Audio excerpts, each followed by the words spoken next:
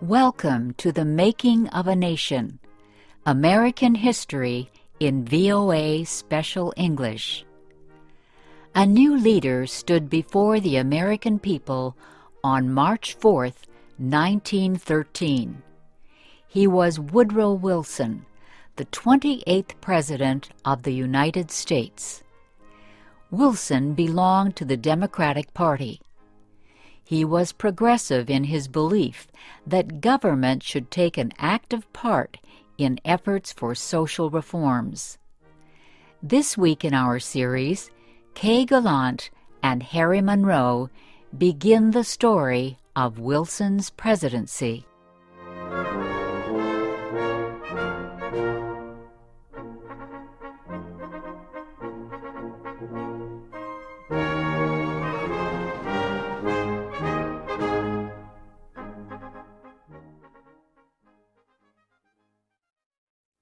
Woodrow Wilson had spent most of his life at Princeton University.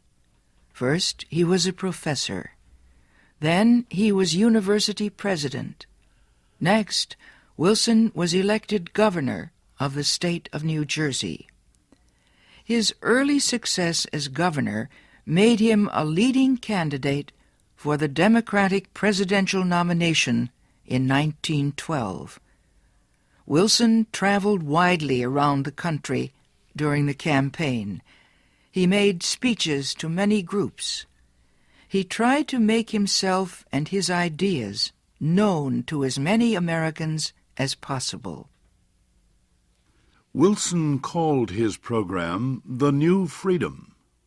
One of his campaign promises was to fight for better conditions for America's small business owners.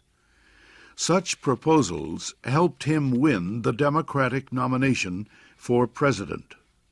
Then he defeated President William Howard Taft and former President Theodore Roosevelt in the election. Woodrow Wilson, the former president of a university, had become the president of a nation. The largest crowd in Washington, D.C.'s history welcomed Wilson outside the Capitol building on the day of his inauguration. He called on the American people to join him in making the country a better place. "Our duty," Wilson said, "is to correct the evil without hurting the good. I call all honest men, all patriotic, all forward-looking men to my side."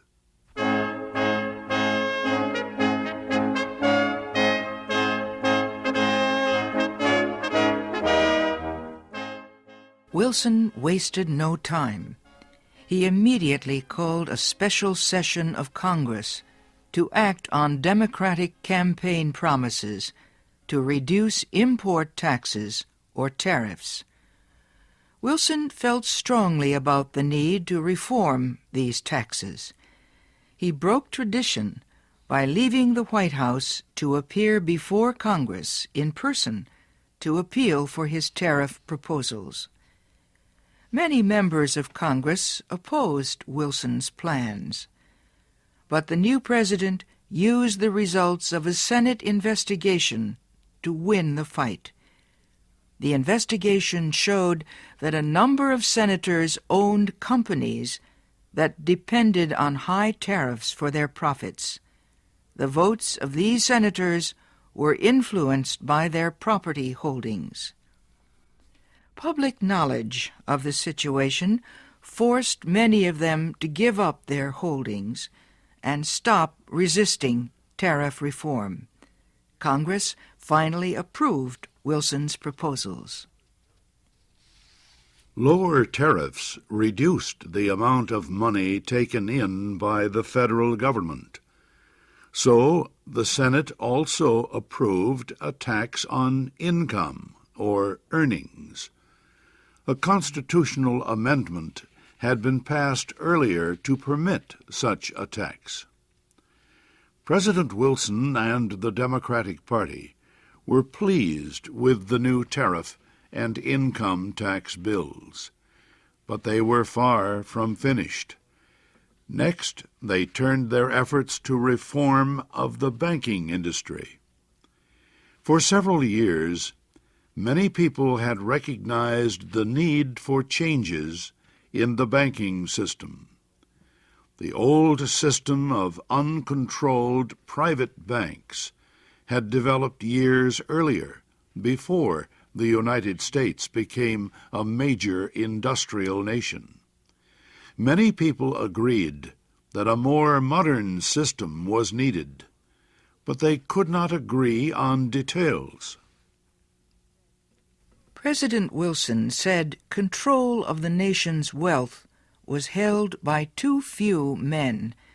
He noted a report that said just 2 men controlled 10% of the total wealth of the United States.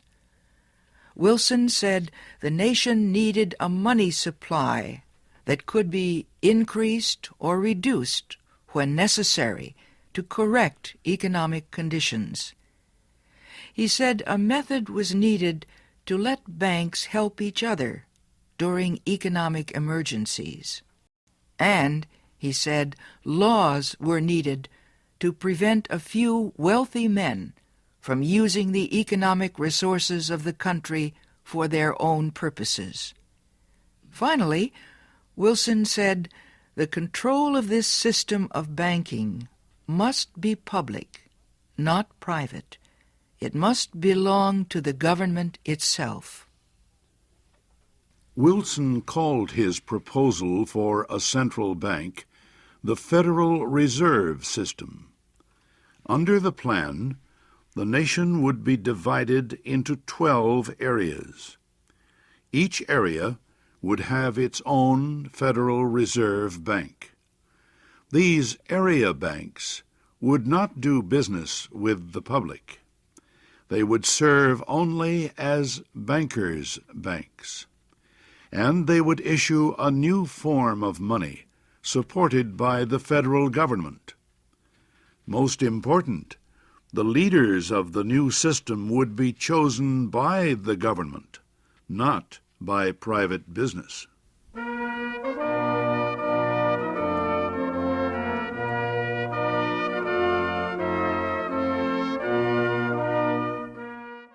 Bankers, business leaders, and their representatives in Congress sharply criticized President Wilson's proposals.